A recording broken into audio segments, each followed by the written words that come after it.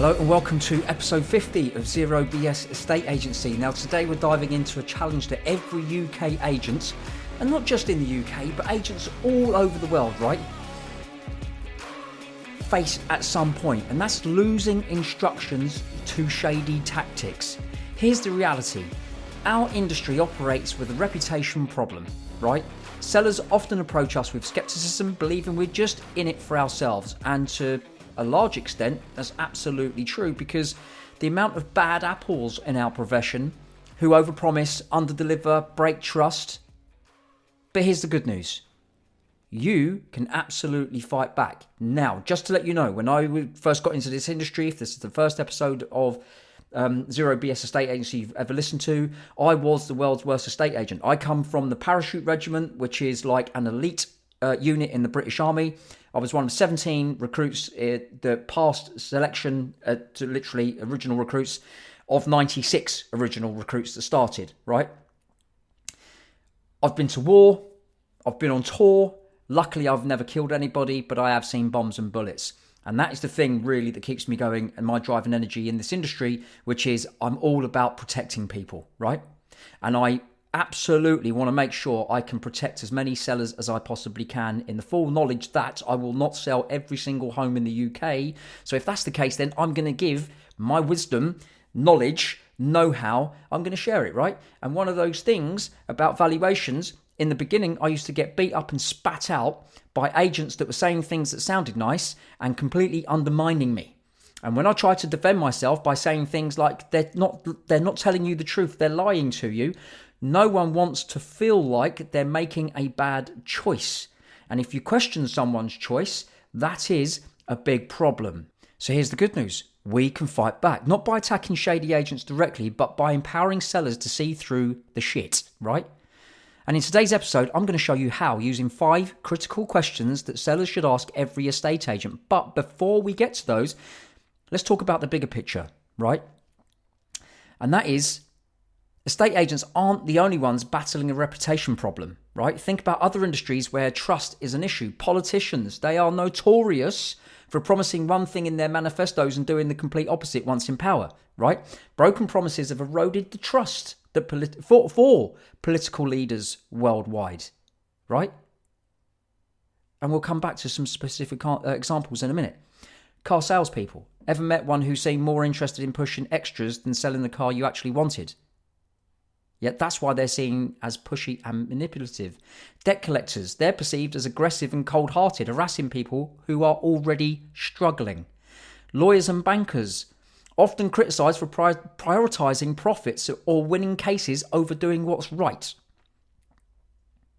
Now here's the thing, when someone in these industries breaks trust, it doesn't just hurt their reputation, it taints the entire profession. Sounds familiar, right? Now, politicians, they're masters of broken promises. So, for example, let's dig deep into how politicians break promises and why it matters for us as estate agents. The Liberal Democrats in 2010, they promised to abolish tuition fees. But once they joined the coalition government, they voted to triple them to $9,000 a year. George H.W. Bush, no new taxes in 1988. Read my lips, no new taxes. These were his words. But just 2 years later, he signed a tax increase, right? Boris Johnson and the social care gap. His manifesto promise was to protect elderly homeowners from having to sell the homes to pay for care. The plan he delivered fell short, leaving many exposed to significant costs, right? And Barack Obama pledged to just end Guantanamo Bay back in 2008, gets in power, still exists. Now, in every case, politicians made bold promises to win trust only to break them once elected. Now, in our industry, shady agents do exactly the same thing. They promise sky-high valuations, a flawless service, quick results, only to leave sellers disappointed when reality sets in. So how does this impact you? You've worked hard to build trust and deliver results, but then a seller chooses another agent, someone who's promised an inflated valuation over the top marketing or no fees up front. 6 weeks later, the property's still on the market. The seller's frustrated, and guess what? They're lumping you in with the agent because to them, all agents are the same. But you know better than that. But how do you show sellers the difference without bad-mouthing the competition? Because here's the truth. Sellers don't want to hear drama. They don't want to make any mistakes. They want to know that they're doing the right thing. They want to trust the human being standing before them saying they can deliver results, right? Remember the anchoring effect. The anchoring effect is a cognitive bias that we all suffer from, right? Go and check it out. I've spoken about it many times before. Basically, sellers want to be made to feel like they're making the right choice. And by agents going to valuations and just talking shit, which matches the shit you see on Rightmove, when you go around talking the truth, if you don't know how to tell the truth and get away with it, you're just going to be seen as someone who is trying to sell their property cheap. Someone who's trying to sell their property to one of your developer mates so you can make a quick on-the-side buck, right? Someone who doesn't know their market. I know this because this is what all the other agents used to accuse me of, and I was winning no instructions because I didn't know how to tell the truth and get away with it. I didn't understand consumer psychology or behavioral psychology. I didn't understand those things, right?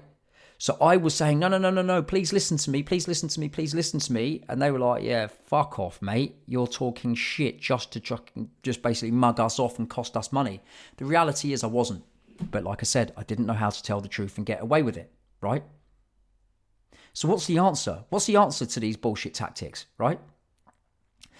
The answer isn't to fight shady agents on their terms. The answer is to empower sellers to make better decisions by asking the right questions.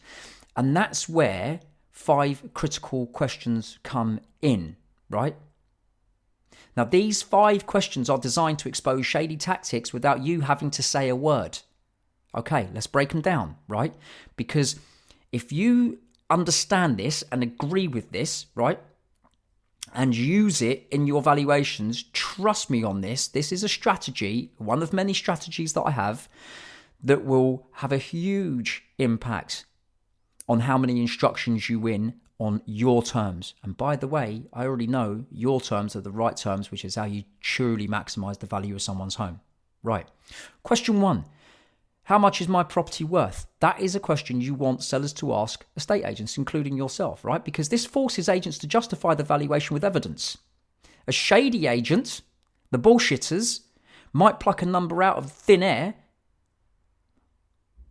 but you can stand out by showing data and local comparables. For example, there was an agent who all he showed was other properties that he was marketing. So we've got this property A, B, C, D, and E. They're all similar to yours. And he never spoke about the actual price. He allowed the seller to see the price, and that price matched all the prices that were on Rightmove. But we know in a market that's balanced or falling, right? Massive difference between marketing price and actually what things are selling for, unlike a market that's really buoyant, where almost the marketing price, which is an overvaluation, ends up being caught up by a market that's buoyant. We're not in that market, right?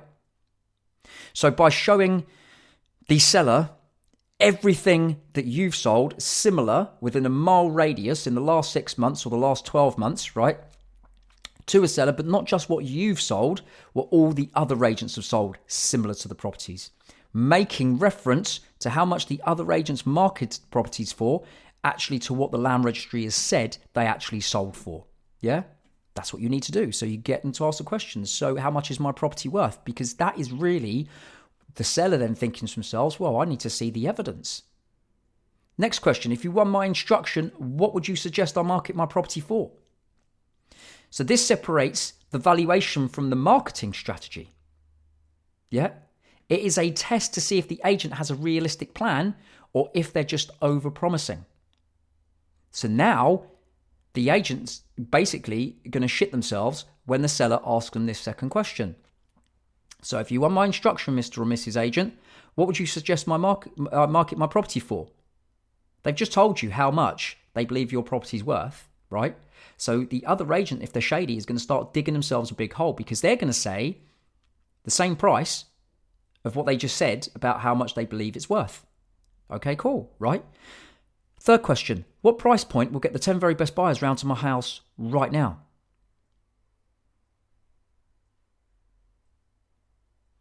Is the price different to how much their suggested marketing price is and how much they believe the property's worth? No, it's not. It's not different. But all so far, what the seller is doing, if they ask these questions, and even if they don't, right, in the back of their mind, they're looking for the answers that you've given them, whether you are the third agent in or the first agent in. They will look to see what the other agents are saying this information. They'll be looking for these answers, right? If the first three answers to the first three questions are any different to how much the property's worth, that seller's got a problem. And they will see it firsthand that they've got a problem, right? Question number 4. So Mr. or Mrs. Agent, let's say in the next 6 weeks you fail to get me an offer at the money you said my property is worth. What is going to be your plan B?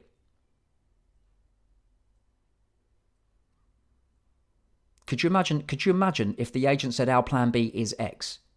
Okay, well, if your plan B is going to be X, why wasn't your plan B set out in the beginning to set the tone and position my property correctly in order to sell for the money you told me you could get me?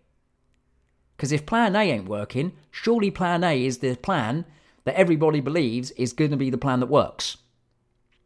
So the answer to the question from your side that you should have in the back of your mind is there is no plan B. There is one strategy that truly maximizes the value of someone's home, and that is it. One strategy. What is that strategy? You cannot be relying on plan B in 6 weeks' time, because if you're relying on that, we're all fucked. Last question. Should you fail to deliver on the price promise you've told me, will you sell my property for free? This is the ultimate accountability check for everything the agents have said in the first 4 questions. The ultimate accountability check.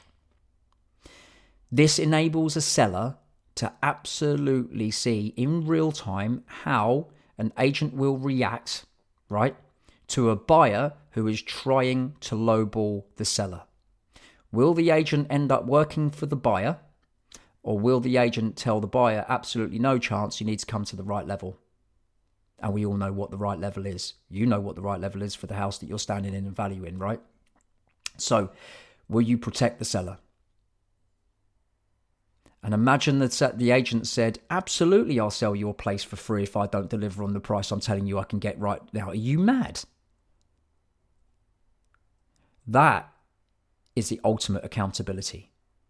Versus the agent who starts saying things that sound nice in order to try and wriggle out of the answers to the first 4 questions. And this is why these questions work, right? They put shady agents on the back foot without you having to badmouth them, because the seller is doing your bidding. They position you as the transparent and professional agent, somebody who absolutely could be trusted, but someone also that isn't afraid to be held accountable. Because remember, this is shared risk between you and the seller, right? You need to know that seller is on your team as well. If the seller, when you start talking about these questions to a seller, if they completely dismiss you out of hand, that's brilliant, because you're not wasting your time with a seller that you will never impress, right? So that's not even a KPI. That's not even a you've lost an instruction. That's you going, fucking hell, I've dodged a bullet there. Happy days. But equally, on the flip side, the sellers that actually want to meet real reputable agents that can absolutely 100% be trusted, not to be a politician, right? You will make sure that they feel like they're in control, which then means that when things get tough, if they were to give you the instruction, right, that they would listen to your advice. They would take what you say, right, as serious. They would seek your advice. So, how much is my property worth? How much would you suggest I market my property for? What price point would get the 10 very best buyers around here right now? Let's say in 6 weeks' time, you failed to deliver on the price promise you told me. What's plan B? Last one. If you fail to deliver on your price promise, will you sell my property for free? So here's my challenge to you. Start using these questions in your next valuation. Explain why they matter and show that you are confident enough to be held to the highest standard. Because when all the other agents are saying, don't listen to Frank, don't listen to Fred, don't listen to Elliot, don't listen to Maddie, don't listen to Josh, don't listen to Rachel, because they don't know what they're talking about. They don't know their market. They're trying to sell your house cheap to one of their developer mates to make a quick buck. They're trying to basically just sell it cheap. And they start saying stuff like that, but they've provided no evidence off the back of what the sellers are asking, these 5 questions. The sellers are doing your bidding for you, and it is undermining the other agents without you saying exactly about them what they're saying about you. And remember, this isn't just about winning more instructions. It's about elevating the entire industry, yeah? Because when sellers see through shady tactics, the reputation of honest, hardworking agents like you will absolutely fucking shine, right? And you will start smashing this industry because you're educating sellers to become critical thinkers. Short episode. Hope it really helps. Thank you so much for tuning in to episode 50 of Zero BS Estate Agency. Now, of course, if you found this valuable, right, share it with a colleague, share it with other estate agents that you know are trusted advisors, or at least have an ambition to be a trusted advisor, because this is how you do it. This is how you undermine the wankers, the charlatans, the people that say things that sound nice in order to win instructions, that basically trap sellers into fucking stupidly long contracts, right, that do not serve the seller. They only serve the agent, and the agent ends up working for the buyer for the agent's benefit, not the buyer's, right? And if you want repeat business, right, these are all the little strategies and tactics that you use. This is a powerful strategy. It's not the only one. I've got loads, right? That's why I had a 1-in-1 valuation to instruction rate, because I stopped trying to undermine the other agents by directly calling them out at valuations, and I started speaking about things which would actually directly impact a seller to make sure the seller actually thought about what they were about to do. And holy fuck, everything you've said about the other agents, John, came true. Well, I didn't say anything. I just asked them to ask a few questions. And that was it. And even if I didn't win the instruction first time round, it's not a problem, because remember, number 1 rule in a estate agency when it comes to valuations is always go for the second sale. Always go for the second sale. Never, ever, ever, ever, ever go for the first sale. Because if you do that and you win and it's on the wrong terms, it will make you ill. And it will be an industry that you won't last very long in, right? Okay.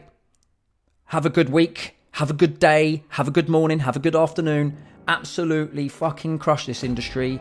Remember, rise, fight, repeat. See you on the next episode.